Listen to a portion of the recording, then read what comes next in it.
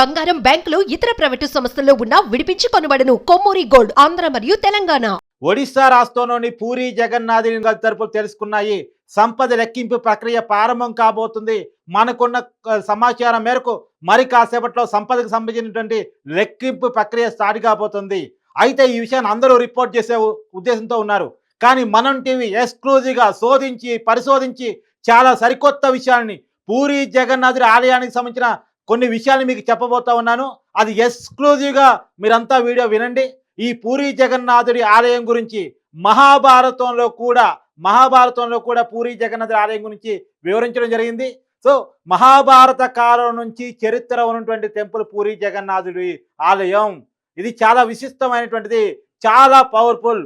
మొత్తం హిందూ జీవితంలో ఒక్కసారైనా పూరి జగన్నాథుడి దర్శనం చేసుకోవాలి అనేటువంటిది మన పురాణాలు చెప్తుంది. ప్రత్యేకించి హిందువులు కొన్ని దేవాలయాన్ని ఖచ్చితంగా జీవితంలో ఒక్కసారైనా అక్కడికి పోవాలి అనుకుంటారు. అలాంటి దేవాలయాల్లో పూరి జగన్నాథుడి ఆలయం ఒకటి. ప్రత్యేకించి వైష్ణవ ఆచారాన్ని పాటించే వాళ్ళు ఖచ్చితంగా పూరి జగన్నాథ ఆలయాన్ని దర్శించుకొని ఏ కోరికలు కోరుకున్నా ఖచ్చితంగా నెరవేరుతాయి అనే నమ్మకం బలంగా ఉంది. ఈ రోజు వరకు చాలా మంది వైష్ణవ ఆచారాలు పాటిస్తూ ఉంటారు. సరే, ఈ గుడికి సంబంధించిన కొన్ని ప్రత్యేకతలు కూడా మీకు చెప్తున్నాను. ఈ గుడిని పూజించే పూజారులు కూడా కొన్ని శతాబ్దాలుగా అత్యంత నిష్ఠతో పూజా విధానాలు పాటిస్తారు. ఏ దేవాలయాల్లో లేని నిష్ఠ ఇక్కడ ఉంటుంది. రోజు ప్రత్యేకించి మార్నింగ్ పూట, అంటే తెల్లారుజామున, ఉదయం కాకముందే, ఉదయం అవుతుంది అనుకున్న సమయంలో, అంటే ఎగ్జాక్ట్గా మనం చెప్పాలంటే మన సుప్రభాతాన్ని వినే సమయంలో ఇక్కడ దేవాలయంలో నిష్ఠతోటి జెండాను మారుస్తారు. ప్రతిరోజు జెండాను మారుస్తారు. దేవాలయం మీద ఉండేటువంటి జెండాను రోజు మారుస్తారు. ప్రపంచంలోనే ఏ దేవాలయంలో ఇలా చేయరు. కొన్ని శతాబ్దాలుగా ఇది కొనసాగుతూ వస్తుంది ఈ ఆనవాయితీ అనేటువంటిది. ఏ దేవాలయంలో మార్చరు. కేవలం పూరి జగన్నాథ ఆలయంలో మాత్రం ఖచ్చితంగా నిష్ఠతో ప్రతిరోజు ఉదయం పూట ఆ జెండాని మారుస్తారు. ఇక్కడ పూజా విధానం కూడా చాలా నిష్ఠతో ఉంటుంది. ఇంకొన్ని విషయాలు కూడా మీకు చెప్పే ప్రయత్నం చేస్తున్నాను. ఎందుకంటే బయట చాలా ప్రచారాలు ఉన్నాయి. నాగబంధనంతో వేయబడి ఉంది, నాగబంధనాన్ని తెరుస్తున్నారు, కాకపోతే అరిష్టాలు రాబోతున్నా, అది ఇదని ప్రచారం చేయబోతున్నారు. వాస్తవానికి నాగబంధం ఉన్నమాట వాస్తవం. గతంలో ఇక్కడ ఉన్న సంపదని దశాబ్దానికి ఒకసారి లెక్కించేవాళ్ళు. కాకపోతే ఈ కొన్ని పరిస్థితుల కారణంగా ఈ మధ్య కాలంలో 1978 తర్వాత ఈ రోజు వరకు లెక్కించలేదు. ఇప్పుడు మళ్ళీ లెక్కించబోతా ఉన్నారు. 1978లో ఈ ఆలయంలో ఉన్నటువంటి సంపదని లెక్కించడానికి, అంటే ఆ రహస్య గదిలో ఉన్నటువంటి సంపదని లెక్కించడానికి 70 రోజుల కాల పరిమితి పట్టిందంట. కదా, ఇప్పుడు టెక్నాలజీ మారింది కాబట్టి తొందరగా లెక్కించవచ్చు. అయితే నాగబంధనం గురించి కూడా మీకు క్లియర్గా చెప్పబోతున్నాను. పూరి జగన్నాథుడి ఆలయంలోనే కాదు, చాలా రహస్య గదుల దగ్గర నాగబంధనం ఉంటుంది. ఈ నాగబంధనాన్ని ఎలా తెరవాలి, లేదు నాగబంధనం కాకుండా వేరే రకమైనటువంటి క్రతువులు పాడించినప్పుడు కూడా దాన్ని ఎలా ఓపెన్ చేయాలంటానికి ఖచ్చితంగా ఈ రహస్య గదుల దగ్గర శాసనం ఉంటుంది.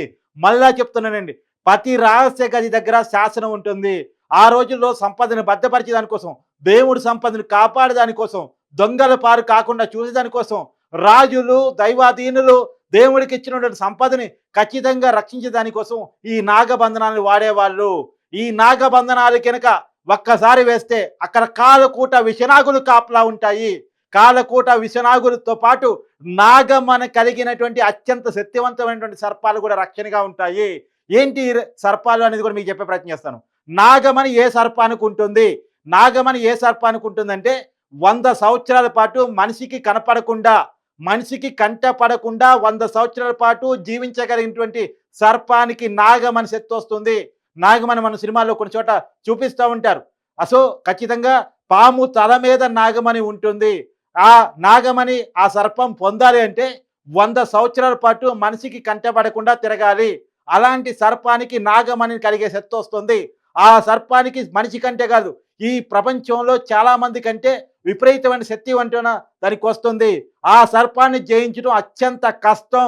ఆ సర్పానికి కేవలం విష్ణాజ్ఞ శివాజ్ఞ మాత్రమే ఆ సర్పం పాటిస్తుంది అని కూడా పురాణాలు చెప్తా ఉన్నాయి. సో ఏది ఏమైనా సరే, ఈ సర్పాలు ఇప్పుడు మనం కూడా కొన్ని వార్తలు వింటూ ఉన్నాం. ఈ రాశి గది మన స్వరంగం ఉంది, ఆ స్వరంగంలో కాలకూట విషనాగులు ఉన్నాయి. అక్కడ నాగమంతో కూడిన సర్పాలు కాపలా కాస్తున్నాయి. అక్కడ కూడా ఆ స్వరంగంలో కూడా సంపద ఉంది అని చెప్తున్నారు. అవి నిజాలా కాదా అనేటువంటిది ఏదైతే తలుపులు తెరిచినటువంటి గది కమిటీ ఏదైతే ఉందో వాళ్ళు మాత్రం చేర్చాలి. ఇవన్నీ రకరకాల ప్రచారాలను పెట్టే ప్రయత్నం చేస్తున్నారు. కానీ ఇవి ఇప్పటికీ శాస్త్రీయంగా తేలలేదు. కానీ ఒక విషయం మనం గుర్తుపెట్టుకోవాలి. ఈ నాగబంధనాన్ని తెరవాలంటే ఖచ్చితంగా నిష్టతోటి పాటించాలి. ఇక్కడ పూరీ జగన్నాథుడి ఆలయంలో నమ్మకాలతో కూడిన నిష్ట ఏదైతే వారం పాటు శాకాహారం మాత్రమే భుజించి పూర్తిగా మాంసాహారానికి దూరమై అంటే కేవలం పూజలు ఎట్లాగో శాకాహారమే తింటారు. ఈ నిష్టతో పూజించే పూజల్లో ఆ విషయంలో వేరే అభిప్రాయం ఎవరికీ లేదు.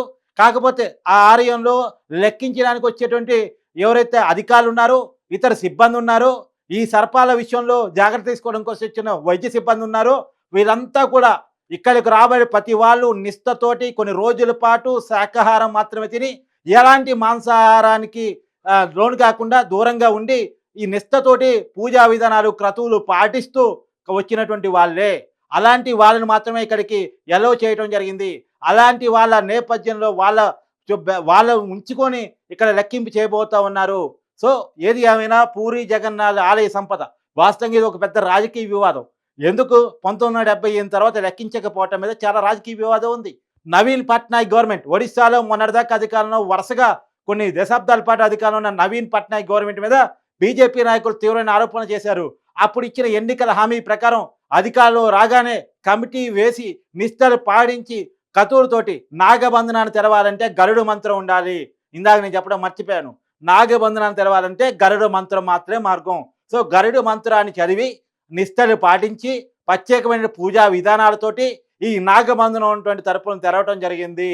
కాబట్టి ఇప్పుడు ఈ లెక్కింపు ప్రక్రియ స్టార్ట్ కాబోతా ఉంది. మనకున్న సమాచారం మేరకు లెక్కించి వాస్తవాలు ఆదాయాన్ని మనకి చెప్పే ప్రయత్నం చేస్తున్నారు. సో నాగబంధనాన్ని అంటే ఈ దేవుడు లెక్కింపు ఈ ప్రక్రియతో చెప్పడంతో పాటు అసలు ఈ నాగబంధనం అంటే ఏంది, నాగబంధనం ఉన్న చోట ఎలాంటి సర్పాలు కాపలాగా ఉంటాయి, ఆ సర్పాలకు ఉండే శక్తి సామర్థ్యాలు ఏంటి, ఆ శక్తి సామర్థ్యాలు రావాలంటే ఆ సర్పాలకి ఎలా వస్తాయి, తర్వాత ఈ పూరి జగన్నాథుడి యొక్క ఆలయం విశిష్టత ఏంటి అనేది కూడా మీకు చెప్పే ప్రయత్నం నేను చేశాను.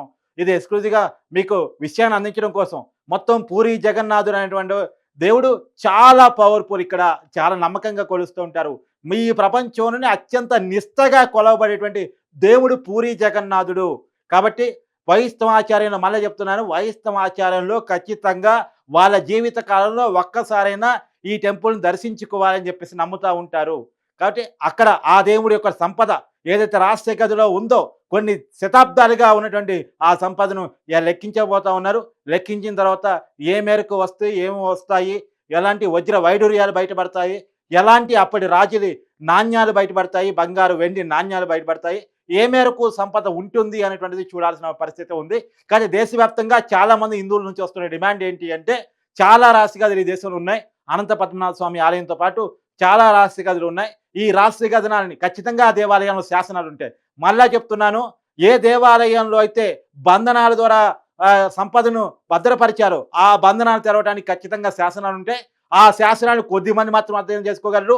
ఆ శాసనాన్ని అర్థం చేసుకునే పురోహితులను పిలిపించి ఆ శాసనాల ద్వారా మంత్రాలు చదివించి ఆ దాన్ని కనుక ఆ బంధనాల ద్వారా ఆ గదులు కనుక ఓపెన్ చేస్తే ఖచ్చితంగా ఆ సంపదని మళ్ళా ప్రజల కోసం, దేవుడి కోసం, ఈ పూజా విధానాల కోసం, వైదిక ధర్మం కోసం ఉపయోగించవచ్చు అని చెప్పేది శాస్త్రాలు చెప్తున్నాయి. శాస్త్రం కూడా ఈ సంపదను ఎలా ఖర్చు పెట్టవచ్చో, వాస్తవంగా ఈ సంపదను ఎలా ఖర్చు పెట్టవచ్చో కూడా శాస్త్రం చెప్తుంది.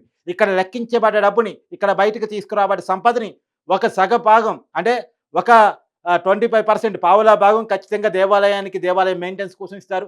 తర్వాత ఒక 25% పేదలకి, అనాథలకి ఈ సంపదని ఇస్తారు. వాటి కోసం ఖర్చు పెడతారు. అంటే విద్యా, వైద్యం, ఇతర పేదవాళ్ళని ఆదుకోవడం కోసం ఖర్చు పెడతారు. తర్వాత 20% వైదిక ధర్మ కార్యక్రమాలు అంటే హైందవ మత ప్రచారం కోసం, వాటి కార్యక్రమాల కోసం ఖచ్చితంగా అంటే దేశవ్యాప్తంగా దేవుడికి అనుకూలంగా అంటే దేవుణ్ణి అతని ఆచారాన్ని, సాంప్రదాయాలని, వైదిక మత సాంప్రదాయాలని ప్రచారం చేయడం కోసం ఉపయోగిస్తారు. యజ్ఞ యాగాదుల కోసం, ఇతర దేవాలయాల అభివృద్ధి కోసం కేటాయిస్తారు. తర్వాత మిగతా సంపదను మాత్రం ప్రజల కోసం ప్రభుత్వాలు ఖర్చు పెట్టుకునే అవకాశం ఉంటుంది. సో ఏ పురాణాలు ఎంత గొప్పవి మన పురాణాలంటే ఈ సంపదను ఏం చేయాలో ఆ రోజుల్లోనే శాసనాలు నిక్షిప్తం చేశాయంటే మన పురాణాలు, వేదాలు అంత గొప్పవి. సో ఏది ఏమైనా ఇవాళ పూరి జగన్నాథుడి ఆలయంలో ఉన్నటువంటి సంపదని లెక్కింపు ప్రక్రియ కొద్దిసేపట్లో ప్రారంభం కాబోతుంది. ఏ మేరకు సంపద బయటపడుతుందో చూడాల్సిన పరిస్థితి కనపడుతుంది.